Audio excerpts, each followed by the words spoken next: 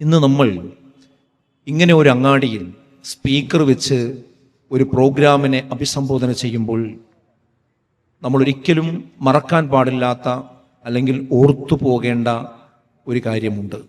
അത് മറ്റൊന്നുമല്ല, ഇന്നലെ നമ്മുടെ കേരളത്തെ പിടിച്ചുകുലുക്കിയ ഒരു വലിയ ദുരന്തമാണ്. വാൽപ്പാറ എന്ന് പറയുന്ന നമ്മുടെ കേരളത്തിൻ്റെ ബോർഡറിലുള്ള ഒരു പ്രദേശമാണ്. ഇവിടെ പാങ്ങ് എന്ന് പറയുന്ന പ്രദേശത്ത് നിന്ന് ഒരു സ്കൂളിൽ നിന്നൊരു വാനിൽ ഏതാനും അധ്യാപകന്മാരും അതുപോലെ ജീവനക്കാരും ഒരു യാത്ര പോയതാണ്. ആ യാത്രാവാഹനം ചുരത്തിൻ്റെ മുകളിൽ നിന്ന് താഴേക്ക് വീണ് 9 ആളുകൾ തൽക്ഷണം മരണപ്പെട്ട ഒരു വാർത്തയുമായിട്ടാണ് ഇന്ന് മലയാള പത്രങ്ങളെല്ലാം നമ്മുടെ വീടുകളിൽ എത്തിച്ചിട്ടുള്ളത്. ആ വാർത്തകളിലൂടെ കടന്നുപോയവരാണ് നമ്മളൊക്കെ. ഇപ്പോഴും നമ്മുടെ ചാനലുകൾ തുറന്നു നോക്കിയാൽ അതിൻ്റെ ലൈവായി കൊണ്ടുള്ള വിശദീകരണങ്ങളും റിപ്പോർട്ടിങ്ങുകളുമാണ് നമ്മൾ കണ്ടുകൊണ്ടിരിക്കുന്നത്. ആ ഒരു ദുഃഖത്തിൽ ഈ സമ്മേളനം പങ്കുചേരുകയാണ്. അള്ളാഹു അതിൽ മരണപ്പെട്ടു പോയ എല്ലാവരുടെയും കുടുംബങ്ങൾക്ക് ശാന്തിയും സമാധാനവും ക്ഷമയും നൽകി അനുഗ്രഹിക്കട്ടെ എന്ന് പ്രാർത്ഥിക്കുന്നു. അതുപോലെ തന്നെ അതിൽ മരണപ്പെട്ടു പോയ ഓരോരുത്തരുടെയും വിശ്വാസത്തിനനുസരിച്ച് അവരുടെ പരലോക ജീവിതം അല്ലാഹു ഏറ്റവും നന്നാക്കി തീർക്കുമാറാകട്ടെ എന്നും ഞാൻ പ്രത്യേകം പ്രാർത്ഥിക്കുകയാണ്. ആ വാൽപ്പാറയിൽ നടന്ന ദുരന്തം എത്ര മറക്കാൻ ശ്രമിച്ചാലും നമുക്കാർക്കും മറക്കാൻ കഴിയാത്തതാണ്. പ്രത്യേകിച്ച് ഞങ്ങളെപ്പോലെയുള്ള അധ്യാപകന്മാർക്ക് കുറച്ചുകൂടെ ആ കാര്യം മനസ്സിനെ നോവുന്ന രീതിയിലാണ് കടന്നു വരിക. കാരണം ഒരു സ്കൂളിൽ നിന്ന് ഒരു യാത്ര പോയിട്ട് ആ സ്കൂളിൽ 2-3 അധ്യാപകർ മാത്രമാണ് ഇനി ബാക്കിയുള്ളത് എന്ന് പറയുമ്പോൾ അതൊരു സാധാരണ അനുഭവമല്ല. അത് ആ വിദ്യാർത്ഥികൾക്കും നാട്ടുകാർക്കും ഇവരുടെ കുടുംബങ്ങൾക്കുമൊക്കെ താങ്ങാൻ കഴിയുന്നതിൽ അപ്പുറമാണ്. സഹോദരങ്ങൾ, ഇങ്ങനെയുള്ള മരണങ്ങളൊക്കെ സംഭവിക്കുമ്പോൾ അത് നമ്മളെയൊക്കെ ചിന്തിപ്പിക്കുക കൂടി വേണമെന്ന് ഞാൻ ഈ സന്ദർഭത്തിൽ ഓർമ്മപ്പെടുത്തുകയാണ്. അതിലൊരു ചിന്ത വേണ്ടത് ഇത്രയേ ഉള്ളൂ നമ്മൾ എന്ന ഒരു ഓർമ്മ നമുക്കുണ്ടാവണം.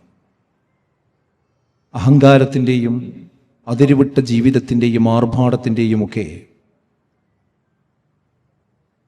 ആ ഒരു സാഹചര്യത്തിൽ നിന്ന് നമ്മൾ മടങ്ങിപ്പോരണമെന്ന ഒരു സന്ദേശം കൂടി ഇതിൽ നിന്നൊക്കെ നമുക്ക് വായിച്ചെടുക്കാനുണ്ട്. കാരണം ഇത്രയേ ഉള്ളൂ, നമ്മളൊക്കെ വാഹനങ്ങളിൽ യാത്ര ചെയ്യുന്നവരാണ്. എപ്പോഴാണ് അള്ളാഹു നമ്മളെ തിരിച്ചു വിളിക്കുക എന്ന് നമുക്ക് ആർക്കും പറയാൻ കഴിയില്ല. വമാ തദ്രി നഫ്സുൻ ബിഅയ്യി അർദിൻ തമൂത്, ഏത് ഭൂമിയിൽ എവിടെ വെച്ച് മരിക്കുമെന്ന് ഒരാത്മാവിനും അറിയുകയില്ല എന്ന് വിശുദ്ധ ഖുർആൻ ഓർമ്മപ്പെടുത്തുന്നുണ്ട്. അതുകൊണ്ട് നമ്മൾ ഈ സന്ദർഭത്തിൽ ഇങ്ങനെയുള്ള വാർത്തകളൊക്കെ വായിക്കുമ്പോൾ അതിൽ സങ്കടപ്പെടുകയും അത് മറ്റുള്ളവർക്ക് ഷെയർ ചെയ്ത് കൊടുക്കുകയും ചെയ്യുന്നതിലപ്പുറം ഇങ്ങനെ ഒരു അവസ്ഥയിൽ ഞാനായാൽ എന്തായിരിക്കും എൻ്റെ അവസ്ഥ, എൻ്റെ കുടുംബമാണ് ഇങ്ങനെ സംഭവിച്ചതെങ്കിൽ എന്തായിരിക്കും ഞങ്ങളുടെ സാഹചര്യം എന്നതിനെക്കുറിച്ച് ചിന്തിക്കുകയും കൂടുതൽ അള്ളാഹുവിലേക്ക് വിനയാന്യതരായി മടങ്ങുകയും നമ്മുടെ ജീവിതത്തെക്കുറിച്ച് നിസ്സാരതയെക്കുറിച്ച് കൂടുതൽ ആലോചിക്കുകയും ചെയ്യണമെന്ന് സാന്ദർഭികമായി ഞാൻ ഓർമ്മപ്പെടുത്തുകയാണ്. മറ്റൊന്ന്, ആർക്കാണ് ഇവരെ സമാധാനിപ്പിക്കാൻ കഴിയുക? ഇന്ന് എല്ലാ റിപ്പോർട്ടർമാരും പറഞ്ഞുകൊണ്ടിരിക്കുന്നത് ഈ കുട്ടികളെ കാണുമ്പോൾ, ഈ സ്കൂളിലെ കുട്ടികളെ കാണുമ്പോൾ, അവിടെയുള്ള മറ്റ് അധ്യാപകരെ കാണുമ്പോൾ, നാട്ടുകാരെയും കുടുംബങ്ങളെയും കാണുമ്പോൾ എന്തു വാക്ക് പറഞ്ഞിട്ടാണ് അവരെ സമാധാനിപ്പിക്കുക എന്ന് ഞങ്ങൾക്ക് പറയാൻ കഴിയുന്നില്ല എന്നുള്ളതാണ്. അതൊരു വസ്തുതയാണ്, അതവർ മനസ്സ് തട്ടി പറയുന്നതാണ്. കാരണം എന്താ പറയാ, സമാധാനിപ്പിക്കാൻ പറ്റുന്ന എന്ത് വാക്കുണ്ട്? എന്നാൽ സങ്കടക്കടലിൽ നീന്തുന്ന ഇതുപോലെയുള്ള ആളുകൾ, കുടുംബങ്ങൾ ഉണ്ടാകുമ്പോഴും അവർക്ക് സമാധാനത്തിൻ്റെ, നിർഭയത്വത്തിൻ്റെ സന്ദേശം കൊടുക്കാൻ കരുത്തുള്ള, കാമ്പുള്ള, കഴിവുള്ള ഒരു ഗ്രന്ഥത്തിൻ്റെ പേരാണ് വിശുദ്ധ ഖുർആൻ എന്ന് പറയുന്നത്. ആ വിശുദ്ധ ഖുർആൻ മാനവരാശിയുടെ മുമ്പിൽ വെക്കുന്ന കാഴ്ചപ്പാട് അതാണ്. എന്താണ് ആ കാഴ്ചപ്പാട്? ജീവിതമെന്ന് പറഞ്ഞാൽ ഇവിടെ അവസാനിക്കുന്നതല്ല എന്നതാണ് ആ കാഴ്ചപ്പാട്. യഥാർത്ഥ ജീവിതം മരണത്തിന് ശേഷമാണ്. വല്ലാഖിറതു ഖൈറുൻ വഅബ്ഖാ, ഏറ്റവും നല്ലതും എന്നും ബാക്കിയാകുന്നതും പരലോക ജീവിതമാകുന്നു എന്നതാണ് വിശുദ്ധ ഖുർആനിന്റെ കാഴ്ചപ്പാട്. എന്നാൽ ഈ ജീവിതത്തിന്റെ ലക്ഷ്യം എന്താണ്? ഈ ജീവിതത്തിന് പരീക്ഷണം എന്നതാണ് നമ്മുടെ ലക്ഷ്യം. ഇവിടെ പരീക്ഷണാലയമാണ്. ഇവിടെ നമ്മൾ പരീക്ഷ എഴുതിക്കൊണ്ടിരിക്കുകയാണ്. പരീക്ഷാ ഹാളിന്റെ പ്രത്യേകത അതിന് കൃത്യമായ സമയമുണ്ടായിരിക്കുമെന്നതാണ്. പരീക്ഷാ ഹാളിന്റെ പ്രത്യേകത അതിന് ചോദ്യപേപ്പർ ഉണ്ടായിരിക്കുമെന്നതാണ്. പരീക്ഷാ ഹാളിന്റെ പ്രത്യേകത ആ സമയത്തിനുള്ളിൽ ആ പരീക്ഷ എഴുതിയിരിക്കണമെന്നതാണ്. പരീക്ഷാ ഹാളിന്റെ പ്രത്യേകത അതിനവസാനം ഒരു നീട്ടിയുള്ള ഒരു ബെല്ലുണ്ടായിരിക്കുമെന്നതാണ്. ആ ബെല്ലടിച്ചു കഴിഞ്ഞാൽ ഉത്തരക്കടലാസുകൾ നമ്മളിൽ നിന്ന് വാങ്ങും. പിന്നെ ആരുടെ ആളായിട്ടും കാര്യമില്ല, നമ്മൾ ആ ഹാളിൽ വിട്ട് പുറത്തിറങ്ങിയേ പറ്റൂ. ഇതുപോലെ ഈ ജീവിതത്തിലേക്ക് നമ്മൾ പിറന്നു വീണപ്പോ, നമുക്ക് കൃത്യമായി നമ്മുടെ സമയമായപ്പോ, നമുക്ക് പ്രായപൂർത്തിയായപ്പോ നമുക്ക് ചോദ്യപേപ്പർ കിട്ടിയിട്ടുണ്ട്. ആ ചോദ്യപേപ്പറിന് നമ്മൾ ഉത്തരം എഴുതിക്കൊണ്ടിരിക്കുകയാണ്. പക്ഷേ നമ്മൾ നടത്തുന്ന പരീക്ഷയും ഈ പരീക്ഷയും തമ്മിലുള്ള ഒരു വ്യത്യാസം എന്ന് പറയുന്നത് ഇതിന്റെ അജല്, ഇതിന്റെ സമയപരിധി നമുക്കാർക്കും അറിയില്ല എന്നതാണ്. പരീക്ഷ ഹാളിൽ 3 മണിക്കൂറാണ് പരീക്ഷ എന്ന് നമുക്കറിയാം. എന്നാൽ നമുക്ക് 3 മണിക്കൂറുണ്ടോ, 30 ദിവസമുണ്ടോ, 30 വർഷമുണ്ടോ, അല്ലാഹു ആലം നമുക്ക് ആർക്കും അറിയില്ല. അതാണ് വാൽപ്പാറയിൽ നമ്മൾ കണ്ടത്. അവർ തിരിച്ചു വരാൻ വേണ്ടി പോയതാണ്. പക്ഷേ അവരുടെ അജൽ അവിടെ വന്നു കഴിഞ്ഞു. അജൽ വന്നു കഴിഞ്ഞാൽ പിന്നീട് ഒരു അങ്ങോട്ടും ഇങ്ങോട്ടും ഇല്ല എന്നതാണ്. അങ്ങോട്ട് പോകൂല, ഇങ്ങോട്ടും വരൂല, അവിടെ അവസാനിക്കും. അതാണ് വിശുദ്ധ ഖുർആൻ നമ്മോട് ഓർമ്മപ്പെടുത്തിയിട്ടുള്ളത്. അതുകൊണ്ട് അങ്ങനെ അവസാനിക്കുമ്പോ അവിടെ തീരൂല ജീവിതം. അതുവരെ നമ്മൾ എങ്ങനെ ജീവിച്ചോ ആ ജീവിതത്തിന്റെ കാര്യങ്ങൾ പരിശോധിച്ചുകൊണ്ട് നമ്മൾ നന്മ ചെയ്തിട്ടുണ്ടെങ്കിൽ സ്വർഗത്തിലേക്കും, തിന്മയാണ് മനുഷ്യർ ചെയ്തിട്ടുള്ളതെങ്കിൽ അവരെ നരകത്തിലേക്കും കൊണ്ടുപോകും എന്നതാണ് ജീവിതത്തിന്റെ പൂർണ്ണത എന്ന് പറയുന്നത്. കുല്ലു നഫ്സിൻ ദാഇഖത്തുൽ മൗത്ത് വഇന്നമാ തുവഫൗന ഉജൂറകും യൗമൽ ഖിയാമ ഫമൻ സുഹ്സിയ അനിൻ നാർ വഉദ്ഖിലൽ ജന്ന ഫഖദ് ഫാസ് വമൽ ഹയാത്തുദ് ദുനിയാ ഇല്ലാ മതാഉൽ ഗുറൂർ.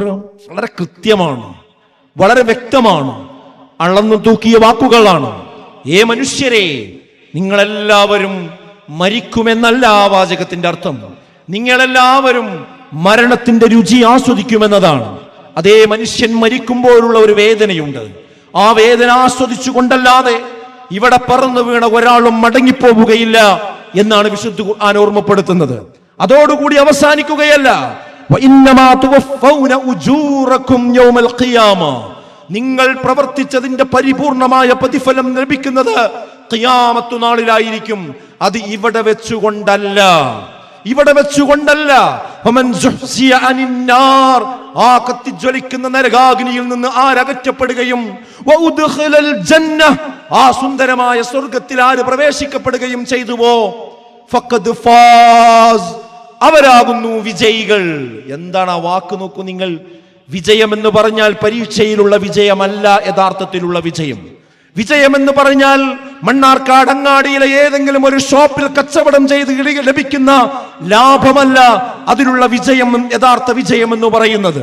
അതല്ലെങ്കിൽ ഈ കഴിഞ്ഞ ഏപ്രിൽ 9-ാം തീയതി കേരളത്തിലെ മുഴുവൻ മനുഷ്യന്മാരും, 18 വയസ്സ് പൂർത്തിയായ മുഴുവൻ മനുഷ്യന്മാരും വോട്ട് ചെയ്ത് പെട്ടിയിലിട്ട ആ ഒരു ഇലക്ഷന്റെ റിസൾട്ട് മെയ് 4-ാം തീയതി എണ്ണുമ്പോൾ ലഭിക്കുന്ന ഭൂരിപക്ഷമാർക്കാണോ ആ ഭൂരിപക്ഷത്തെയല്ല ജീവിതത്തിലെ യഥാർത്ഥത്തിലുള്ള വിജയം എന്ന് പറയുന്നത്. മറിച്ച് അന്നത്തെ ദിവസം ഒരുപക്ഷെ എല്ലാ സ്ഥാനാർത്ഥികളും ജീവിച്ചിരിക്കുമെന്ന് ആർക്കുറപ്പ് പറയാൻ കഴിയും? കാരണം എത്രയോ സംഭവങ്ങൾ അങ്ങനെ ഉണ്ടായിട്ടുണ്ട്. നല്ല വലിയ വമ്പിച്ച ഭൂരിപക്ഷത്തോടുകൂടി വിജയിച്ച വ്യക്തി തന്നെ സത്യപ്രതിജ്ഞ ചെല്ലാൻ കാത്തിരിക്കാതെ മരണപ്പെട്ടു പോയ രംഗങ്ങൾ ഉണ്ടായിട്ടുണ്ട്. ഉപതെരഞ്ഞെടുപ്പുകൾ വേണ്ടി വന്ന സന്ദർഭങ്ങൾ ഉണ്ടായിട്ടുണ്ട്. എന്താ അതിന്റെ അർത്ഥം?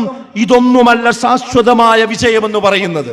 മറിച്ച് നാളെ പരലോകത്ത് മനുഷ്യന്മാർക്ക് മരണമില്ലാത്ത ഒരു ജീവിതമുണ്ട്. അവിടെ സ്വർഗം കിട്ടുക എന്നതാണ് ജീവിതത്തിന്റെ അടിസ്ഥാനപരമായ ലക്ഷ്യം. ആ ലക്ഷ്യം മുൻനിർത്തി ചിന്തിക്കുന്ന ഒരു വ്യക്തിയെ സംബന്ധിച്ചിടത്തോളം പെട്ടെന്നുള്ള മരണമാണെങ്കിലും ശരി, വൈകിയുള്ള മരണമാണെങ്കിലും ശരി, മരണത്തിൻ്റെ മുമ്പിൽ ഒരിക്കലും അവർ പകച്ചു നിൽക്കുകയില്ല. പത്രക്കാർക്കും ചാനലുകാർക്കും പറയാൻ കഴിയാത്ത ഒരു മറുപടിയാണിത്. ഈ മറുപടിയുടെ കരുത്തിൻ്റെ പേരാണ് നിർഭയത്വം എന്ന് പറയുന്നത്. ആ നിർഭയത്വം മാനവരാശിക്ക് വിശുദ്ധ ഖുർആൻ ഓഫർ ചെയ്യുന്നത് വിശുദ്ധമായ തൗഹീദിലൂടെയാണ്. ആ തൗഹീദ് ഉൾക്കൊള്ളുന്നതിലൂടെയാണ് മനുഷ്യൻ നിർഭയനാകുന്നത്.